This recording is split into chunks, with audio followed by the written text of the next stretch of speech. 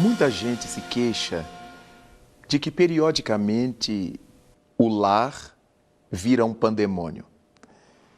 Muita gente me afirma que às vezes percebe que a família está empolvorosa, que alguma força negativa parece ter penetrado o lar. Imaginam que houve trabalhos de magia, alguém fez algum trabalho forte. Todo esse contexto popular em que nós queremos atribuir aos outros questões que estão sob nossa responsabilidade. Manter a nossa casa em paz, manter o nosso lar em ordem é alguma coisa de nossa alçada, é alguma coisa que está sob nossa responsabilidade, sob nossa custódia. No entanto, é válido pensar que pelo fato de se reunirem dentro de casa criaturas com os mais variados pendores, caracteres, temperamentos, muitas vezes a família sofre mareios afetivos, emocionais, sentimentais, que redundam de fato em perturbações de ordem espiritual. Dentro de casa, existem aqueles cujo temperamento leva-os a debochar dos outros, a condenar sempre, jamais elogiar, apenas veem defeitos. Aqueles que falam aos gritos, os que são sempre grosseiros ao se expressar junto aos familiares, aqueles que têm sempre um alfinete pronto para as alfinetadas comuns dentro de casa, os que falam jogando piadas, com segundas intenções e ferem o temperamento daquele que é mais sensível ou que é pavio curto, e aqueles que dentro de casa nem pavio têm. Explodem por qualquer coisa. Natural é pensar, nessas ocasiões, que nós estaremos dando margem a infiltrações espirituais inferiores. Como disse-nos o apóstolo Paulo, nós estamos o tempo todo sendo observados por uma nuvem de testemunhas. Mas se temos testemunhas apostando em nosso crescimento, em nossa virtude, em nossa felicidade, não podemos descrer que haja outras testemunhas investindo em nossa queda. São aqueles inimigos do nosso pretérito, de nossas vidas passadas, de nossa existência presente. Eles estão sempre à espreita de nossa fragilidade, de um gesto em falso, de uma vivência incorreta, para que possam nos provocar malestares, aturdimentos, desarmonias, com o prazer patológico de nos ver sofrer. Acontece que essas circunstâncias são quase sempre criadas por nós. Na liberdade que temos de fazer e de deixar de fazer, nós somos aqueles que não refreamos a língua, imaginando que todos aqueles que vivem dentro de casa conosco na família têm obrigação de aturar, de suportar nosso temperamento, nosso mau humor, nosso caráter intempestivo, nosso pavio curto. E ao pensarmos dessa forma, estamos desrespeitando, ainda que dentro de casa, os outros que, embora nos gostem, nos estimem, são pessoas diferentes de nós. Será sempre importante que nos coloquemos no lugar dessas pessoas. Essa empatia se faz indispensável. Se eu estivesse no lugar dessa criatura, de minha mulher, de meu marido, de meu filho, de meu irmão, de minha tia ou avó, como é que eu gostaria de ser tratado dentro de casa? Que tipo de coisas eu gostaria de ouvir? Que tipos de outras coisas eu não gostaria de ouvir? Desse modo, a vivência dentro do lar seria marcada pelo respeito recíproco, em que cada qual, desempenhando o seu papel, estivesse atento a não ferir o outro. a não desabonar o outro. Nada obstante, tivéssemos todo o espaço para dizer as coisas que estão certas, aquilo que está equivocado, o que precisa ser corrigido na pauta de nossa vida cotidiana dentro de casa.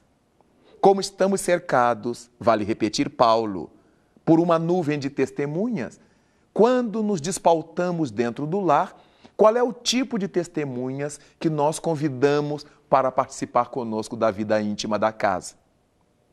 As entidades perturbadoras, espíritos desajustados ou enfermiços, aqueles que, de caso pensado, desejam provocar em nossas vidas desestruturações e aqueles que estão enfermados, hebetados, aturdidos e que nem têm ideia de que se aproximando de nós nos estarão prejudicando. Estão inconscientes da realidade em que estão vivendo, mas nem por isso eles deixam de ser atraídos por nós quando realizamos as coisas indevidas.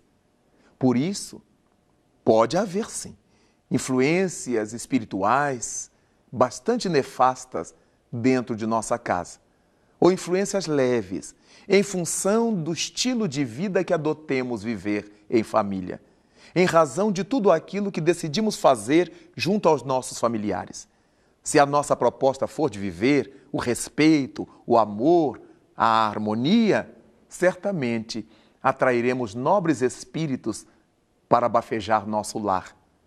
Mas se fizermos diferente, certamente as nossas companhias não serão nada agradáveis.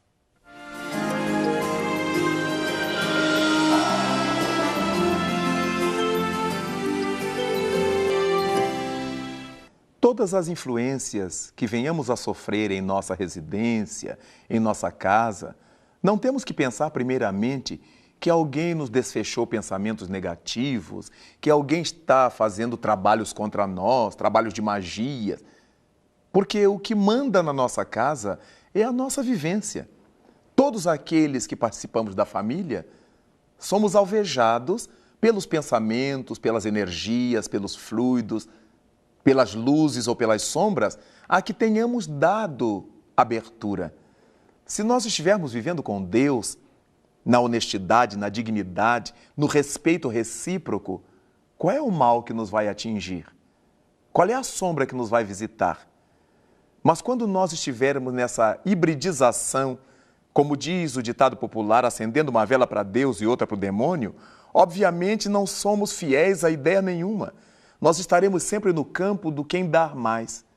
E por causa disso, ficamos vulneráveis a acompanhamentos nocivos.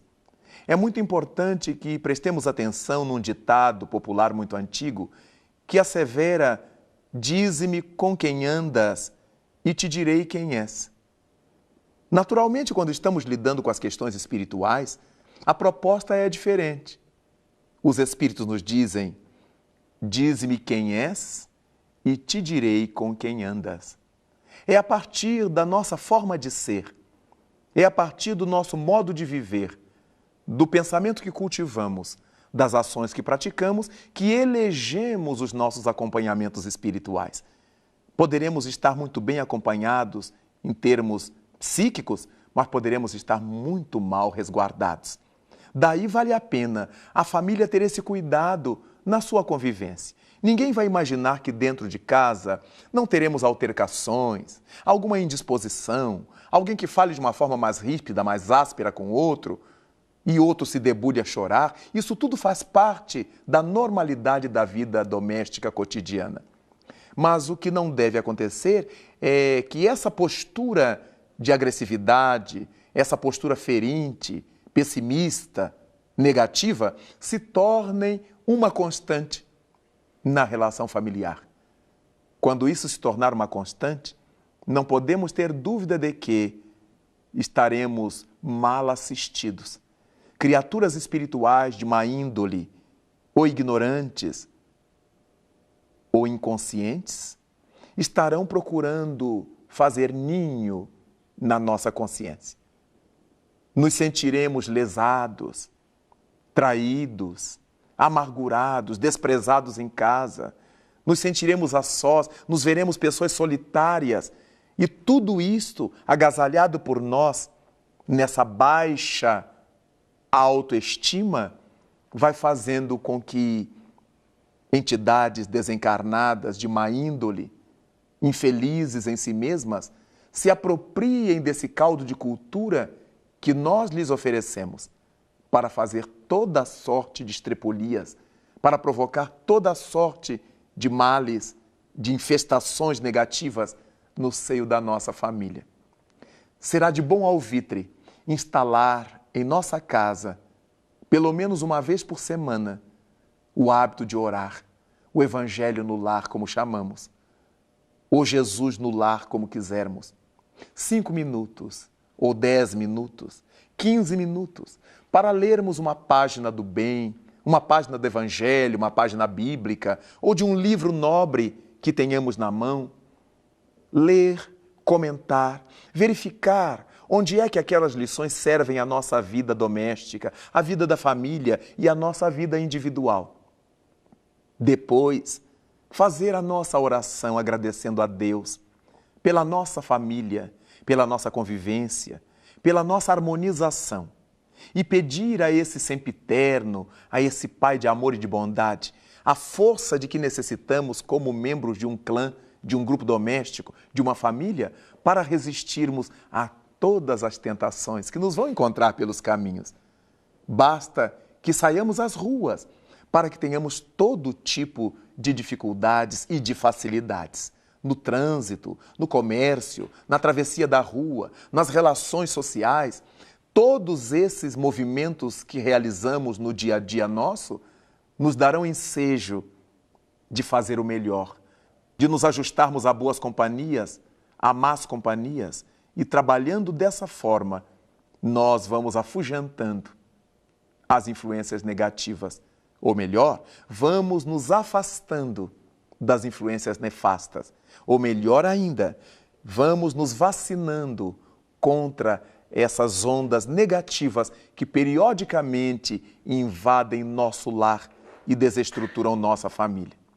É por causa disto que nós pensamos no quanto será importante para nós a oração em família, nas bênçãos do lar.